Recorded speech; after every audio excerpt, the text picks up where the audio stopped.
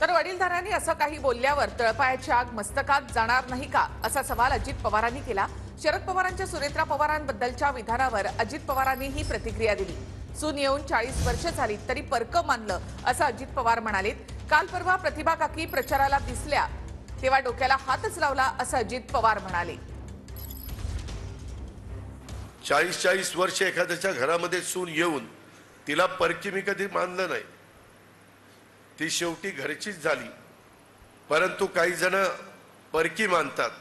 महिलांनी याच्याबद्दलचा फार बारकाईने विचार केला पाहिजे, कारण तुम्ही पण कुठं नक्ट सून म्हणून आलेला आहात, परंतु तुम्ही सून आल्यानंतर त्या घराच्या मालकीण झालाय आणि तुम्हाला जर घरातले वरिष्ठ ही परकी आहे म्हटलं तर त्या ठिकाणी तळपायाची आग तिथं त्या ठिकाणी वरपर्यंत जाणार नाही।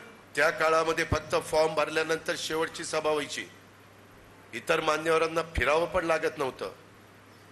आता माझा परिवार सोडून अख्खा माझा राहिलेला परिवार माझ्या विरोधात फिरतोय, पायाला भिंगरी बांधल्यासारख्या सभा घेत आहेत।